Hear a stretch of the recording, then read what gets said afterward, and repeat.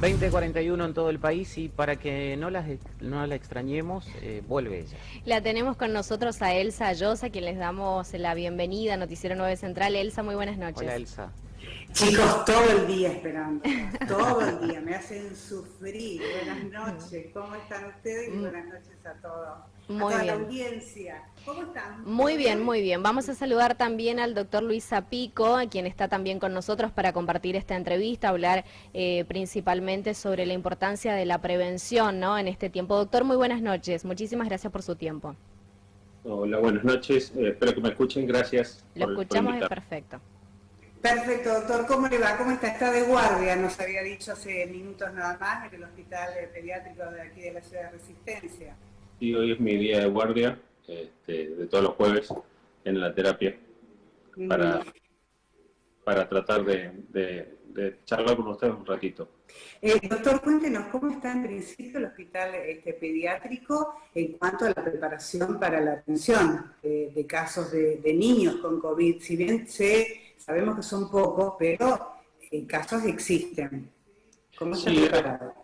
Sí, el hospital pediátrico es una de las cosas que siempre parece que uno en su hospital siempre habla del hospital que en donde trabaja, pero yo soy parte de una terapia intensiva, pero la terapia intensiva tiene una jefatura, un jefe de servicio, un jefe de unidad y diferentes jefes de sectores, y fueron preparando el hospital a partir de marzo en adelante, y estamos bastante cubiertos con respecto a la atención. ¿Nos escucha? Sí, perfecto. Nosotros, todos nuestros pacientes que ingresan en la guardia en diferentes unidades, los tratamos como paciente COVID. Y eso es una de las grandes diferencias. Si bien es un hospital más chico que el Ferrando, es mucho más grande que el resto de los hospitales. Pero hemos tomado esa posibilidad, pero esto por un trabajo muy importante que hizo nuestros jefes de servicio y nuestros directores para conseguir el material. El material a veces, la faltante de material no solo porque no hay, sino porque no se puede conseguir. Era un momento que los hospitales y los servicios privados hay una competencia hasta desleal en el sentido de aumento de precios, de barbijos, camisolines, todos los elementos personales de protección. A las diferentes empresas privadas nos comienzan a aumentar de precio a los sanatorios, a los consultorios, a los mismos médicos para encarecer los materiales. Muchas veces esa competencia no se consigue material y los hospitales sufren esto. Sí, exacto. Y en una situación en la que aparentemente nadie quiere perder, y si se obra de esa manera vamos perdiendo todos. Acá nadie quiere, pero tendríamos que ubicarnos en una situación distinta. Doctor, en torno al resto de las patologías, porque es decir, todos estamos centralizados por la preocupación obvia de esta enfermedad que es el COVID, pero el resto de las patologías para los niños, los problemas respiratorios, los resfríos, etcétera, etcétera, la atención es normal, la asistencia de las madres para hacer prevención ante cualquiera de estos síntomas se está dando en el hospital en estos momentos, porque mucho miedo hay de ir a los centros. Sí, ha disminuido notoriamente la consulta, tanto en lo público como en lo privado, pero el hospital ha tenido la capacidad de diferenciar los pacientes que ingresan con el síndrome febril para diferenciarlo en la sala de atención y en la modalidad de atención. Esto es algo que hemos puesto hace mucho tiempo el triage en el hospital pediátrico y que ahora se resalta cuando es eficaz el triage para reconocer rápidamente al paciente que hay que atender rápido y al paciente que se puede esperar, y en este momento el paciente que es infectológicamente complicado para pensar en un entorno COVID, el hospital tiene la capacidad de hacer la separación del paciente, llevarlo por otro lugar, hacerle un hisopado. En este hospital en este momento se han hecho casi 1000 y pico de hisopados para pacientes pediátricos solamente, pacientes que vienen al hospital a diferentes consultas o de algunos centros de salud. Y lo que hay que resaltar es público y privado, porque el privado muchas veces genera estudios, pero que no se pueden resolver en las 24 horas del día ni en el fin de semana, y terminan muchos en el hospital pediátrico donde se resuelven casi todos en el mismo día, porque está la infraestructura preparada del hospital pediátrico. Perfecto. Perfecto, eso es para tranquilidad, porque por allí no se quiere ¿no? Con respecto a ese tema. Otra consulta, doctor, ¿cómo ve usted la situación en toda la provincia en torno a esta pandemia? Bueno, esto es una situación importante que tiene la provincia, y yo creo que, y acá hay una de las cosas que hay que ser claro y no tener que no se enojen cuando los profesionales hablan sobre el tema.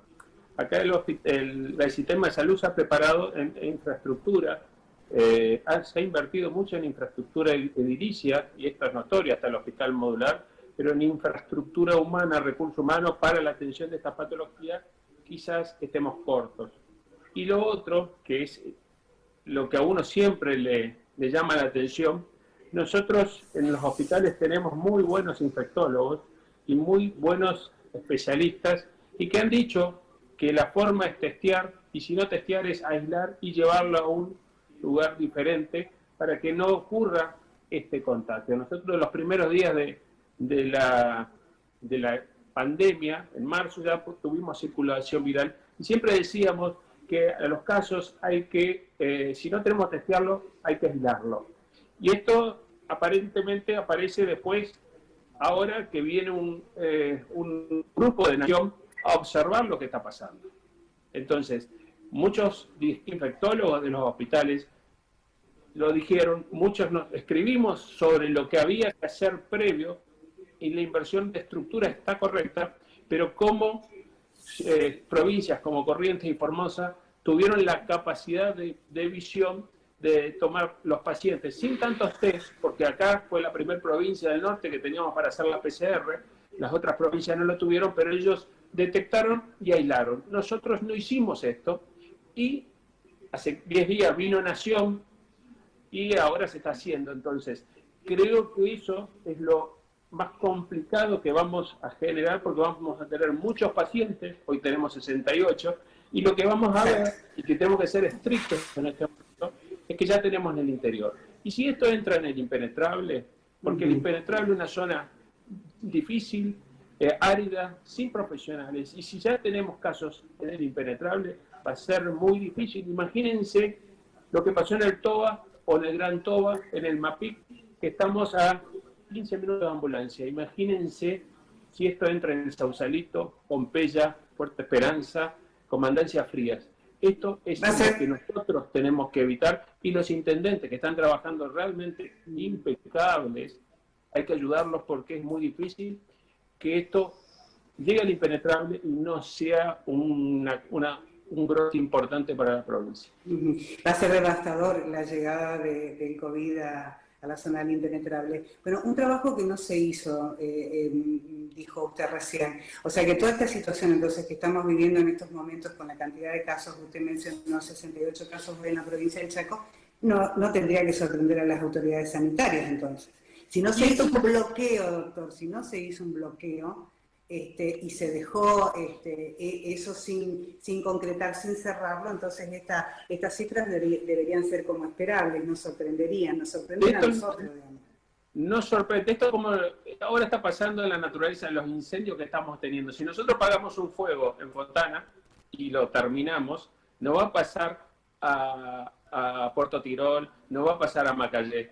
Y esto es lo mismo que hace un mes y medio, 2, lo que tenía que hacer es aislarlo. Se pusieron escuelas y las camas para conseguir ese aislamiento, pero no se llevó a hacer la realización del aislamiento. Ahora, creo que con buen tino se está acercando la ciudad y se está detectando, y los casos sospechosos y los positivos o los contactos estrechos lo van a aislar. Esto es lo que uno había sugerido hace más de un mes y medio. Esto es lo que teníamos que haber hecho para que no se expanda lo que está pasando ahora. Por suerte, creo que venga la gente de Nación, que venga los infectólogos, la infectóloga Biasotti, creo que determinó que ahí estamos viendo un proceso federal de la Argentina que no teníamos antes. que los números a Nación no le estaban cerrando comparativamente con otras provincias. Ha venido un equipo y creo que el equipo que ha venido ha tomado como se dice, el toro por las astas para decir esto hay que hacer de esta forma. Y ojalá que no sea tarde. Exactamente, porque tuvimos 90 días aproximadamente como para preparar todo el sistema de salud. Ahora depende de quiénes, depende de todos nosotros, más allá de lo que se puede hacer desde salud. Y usted habló acerca de una situación muy particular y que es muy difícil de poder modificar en el corto plazo, que es la falta de recursos humanos. Entonces, en el hospital, y muchos de ellos hoy afectados con el COVID-19. En lo que le corresponde como responsabilidad a la comunidad, a nosotros, los ciudadanos comunes, para frenar esto, ¿qué hacemos? Conocemos las medidas, vamos a través suyo a hacerlas, a marcarlas como fuego, digamos, para respetarlas. A los pediatras. En este momento sí. Lo que conviene a los grupos de riesgo, adultos, grandes y niños, lo están haciendo perfecto. El adulto es la persona que más está cumpliendo, el adulto, el abuelo, está cumpliendo a rajatabla, no quieren salir, no quieren que los ayudemos porque quieren conservarse aislados. Los niños los cuidamos, pero son los que transportan muchas veces el virus. Tenemos que estar encerrados en nuestras casas, salir lo mínimo posible, lavarnos las manos, usar el barbijo. El barbijo es importante no porque va a detener el virus nunca va a entrar si tenemos barbijo. Disminuimos la cantidad de contagios por las personas que somos asintomáticos. El 40% de la literatura mundial dice que podemos tener COVID y no tener síntomas. Dicen que se transmite, no se transmite, pero eso hay que estudiarlo y hay que verlo. Y el barbijo y el lavado de manos son técnicas que no pueden ser reemplazadas por nosotros y por nadie. Eso hay que hacerlo. Y lo otro es a los intendentes, les pido con todo el corazón posible de conocer mucho el Chaco, es que los intendentes se pongan duros, pero duros, que no entre y salga más gente, y el contralor de los intendentes y el sistema de salud es importante, porque el impenetrable es un tendón de Aquiles para la provincia del Chaco. Bueno, doctor, le agradecemos muchísimo esta comunicación. Es una situación que todo un desafío, ¿no? Para todos, autoridades, donde se van a ir viendo distintos liderazgos y demás, y nosotros que tenemos que acostumbrarnos a que la vida va a ser distinta después de todo esto. Las relaciones humanas, las relaciones de grupos y demás van a ser totalmente diferentes, pero lo importante es que podamos salir de esto. Pero esta etapa que estamos viviendo creo que era para la cual nos estábamos preparando, ¿no? La cantidad de casos que se dan. Nosotros los profesionales estamos de guardia y ya sabemos que esto lo tenemos que hacer. No discutir nada, sino hacerlo porque nos formamos durante todas nuestras vidas para hacer esto. Lo que sí es diferente es saber que vas a tratar a un paciente con una enfermedad que muy posiblemente lo que le pasa a la gente de terapia intensiva tiene su compañero de trabajo adentro en un respirador. O sea, que tu compañero de 15 a 20 años está peleando por la vida y vos estás peleando con la vida con él para salvarlo. Se te puede morir en tu guardia. O sea, esas cosas creo que va a ser un quiebre importante, todo lo que puede pasar en el Hospital Parranda. Esperemos que sí. Mirar al médico, a la salud pública con otra...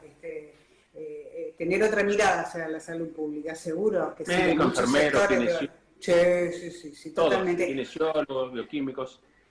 Todo. Exacto. Bien, doctor, le agradecemos muchísimo. Es muy amable por este tiempo que nos ha dado y continúe con su trabajo allí en el hospital. Gracias. Saludos a todos. Saludos, gracias, muy amable.